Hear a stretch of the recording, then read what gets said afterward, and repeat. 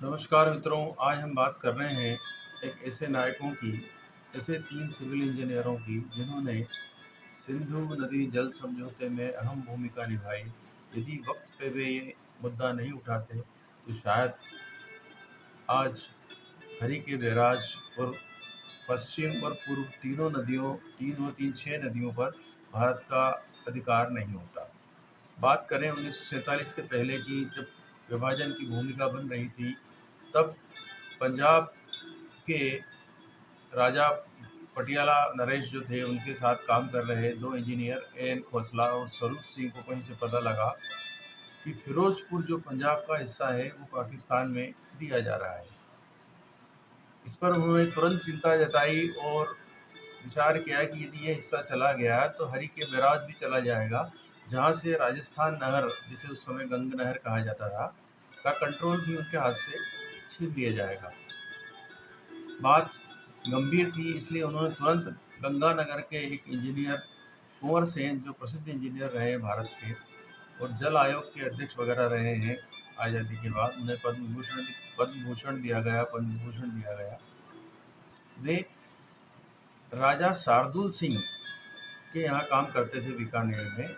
उनसे बात करी एन खोसला और स्वरूप सिंह ने, क्योंकि जैसे घटनाक्रम होने जा रहा है और यदि ऐसा हुआ तो ये राजस्थान नहर को सुखाने की ताकत पाकिस्तान के पास आ जाएगी। राजस्थान नहर तब नहीं थी, तब गंग नहर उसको कहा जाता था। राजा गंगा सिंह ने इसको 1927 में बनाया था। उन्हीं के नाम पर इसका नाम था गंग नहर, जो बीकानेर जिले तक जाती थी। बाद में इस पर 70 के दशक में राजस्थान नहर बनाई गई, जो जोधपुर तक चली गई, जोधपुर जैसलमेर तक, और काफ़ी इलाका, बहुत बड़ा इलाका राजस्थान का सिंचित है। तो तब की भूमिका ये है कि उस समय यदि विभाजन में फिरोजपुर पाकिस्तान में लगभग जा ही रहा था और कहीं से इसकी सुराग उनको मिल गया था 2 इंजीनियरों को, तो उन्होंने सारा विवरण के साथ एक गुप्त पत्र कुंवर सेन को लिखा, एन खोसला और स्वरूप सिंह ने, कि ऐसी ऐसी घटना है और ये होने जा रहा है। ये इंजीनियर ऐसे हीरो थे जिनके बारे में ना कहीं कोई लिखा पढ़ी मिलेगी, ना कोई ज़्यादा विवरण मिलेगा, ना ही इनकी कोई ज़्यादा पहचान आज़ाद भारत में लोगों को हुई है कि ऐसा ऐसा भी घटनाक्रम हुआ है। लेकिन अभी जब खोजबीन करके ला रहे हैं लोग सिंधु नदी जल समझौते की, तो इस तरह की कहानियाँ भी सामने आ रही है। तो हुआ यूँ कि राजा जो थे बीकानेर के, उन्होंने वे माउंटबेटन के अत्यधिक निकट थे। राजा बीकानेर के जो राजा थे शार्दुल सिंह,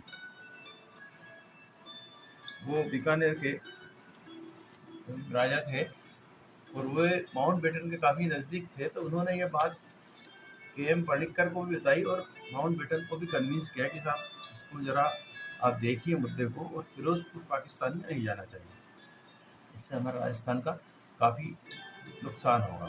चूँकि बीकानेर के महाराजा ने पहले ही घोषणा कर दी थी कि आज़ादी के बाद में भारत में शामिल होंगे। उन्होंने पाकिस्तान के प्रस्ताव को ठुकरा दिया था। पाकिस्तान ने उनको प्रस्ताव दिया था कि वे पाकिस्तान में विलय हो जाए तो उनको क्या क्या सुविधा मिलेगी, लेकिन उन्होंने इस बात को नहीं माना और ये तय कर लिया कि बीकानेर भारत में शामिल होगा। इस कारण कांग्रेस के तत्कालीन नेता पंडित जवाहरलाल नेहरू, सरदार वल्लभ भाई पटेल और जो राज्यों को मिलाने के लिए जो एक महकमा था उस समय विदेशी राजाओं का विलय का, उसका देख रहे वीपी मेनन और सरदार पटेल, उनसे काफ़ी प्रभावित थे और उन तक भी ये बात पहुंचाई गई। तो जैसे तैसे जो भी हुआ हो, सी रेड क्लिप तक ये बात गई और जब अंततः रेखाएं खींची गई भारत और पाकिस्तान के बीच में, तो यह सुखद संयोग रहा कि फिरोजपुर ज़िला तो पूरा भारत में आ ही गया, फाजिल्का ज़िला भी भारत को दे दिया गया। इससे पूरी तरह से जो पूर्व में बहने वाली तीनों नदियों का कंट्रोल भारत के हाथ में आ गया और पश्चिम में जो बह रही थी नदियाँ, वो अभी सिंधु विवाद, जो सिंधु जल समझौता उसके जो हुआ है 1961 में, और अभी विवाद का विषय है और जिसको भारत सरकार ने रद्द कर दिया है या स्थगित करने की घोषणा कर दी है। तो इन दोनों ही स्थिति में भारत आज भिन्न भिन्न स्थिति में है कि चाहे तो वो इन 6 नदियों में जो पश्चिम की ओर बहती है, झेलम, चिनाब और सिंध नदी, इन पे, और पूर्व में जो बहती है व्यास, सतलुज और एक और नदी है गाँव में, उन तीनों नदियों का कंट्रोल इस हरि के बैरेज के माध्यम से होता है। और बाकी जो 3 नदियाँ बहती हैं उनमें समझौता ये हो गया था कि 80% पानी जो है सीधा पाकिस्तान को जाएगा। लेकिन इस बीच भारत ने इस मुद्दे में 2016 के पहले से ही किशन गंगा प्रोजेक्ट बनाना शुरू किया, और Kishan Ganga project hydro electric project था। पानी डाइवर्ट इसमें किया जा सकता था विद्युत जल विद्युत बनाने के लिए, और इस मामले में जो पाकिस्तान ने अपील की थी विश्व की एक बड़ी अदालत में, तो वहाँ से भारत के पक्ष में निर्णय आया कि जल विद्युत बनाने के लिए पानी को डाइवर्ट कर किया जा सकता है भारत के द्वारा। तो अब कितना डाइवर्ट किया गया है, और 2016 में उड़ी की घटना के बाद जब प्रधानमंत्री ने कहा था कि खून और पानी एक साथ नदियों में नहीं बह सकता, तो उसके बाद में इन प्रोजेक्टों पे इंटरनली क्या क्या भारत ने कर लिया है ये उजागर नहीं है। और इसीलिए आज भारत इस स्थिति में है कि पाकिस्तान का जो 24 करोड़ जनता के लिए जीवन रेखा है, उसकी दिशा को मोड़ने की ताकत भारत के पास आ गई है। तो यह एक तरह से अनकन्वेंशनल वार है, और इससे घुटने टिकाए जा सकते हैं पाकिस्तान के। लेकिन उन हीरो को भी याद करने का आज समय है जिन्होंने तब दूरदृष्टि से सोचा था यदि फिरोजपुर जिला चला गया तो ये 3 नहीं 6 नदियों का कंट्रोल ही पाकिस्तान के पास चले जाता है। तो ये कितना भारत के हित का काम हुआ कि ये फिरोजपुर जिला और फाजिल का जिला भारत में मिल गया। उसके अलावा कश्मीर का विलय भी अंततः बाद में भारत के पास आ गया। इस तरह से पूरी 6 नदियों का कंट्रोल भारत के पास आया है। और इसके लिए भारत सरकार ने हालांकि बाद में इंजीनियर एन खोसला और कुंवर सेन को पद्म भूषण और पद्म भूषण से सम्मानित भी किया।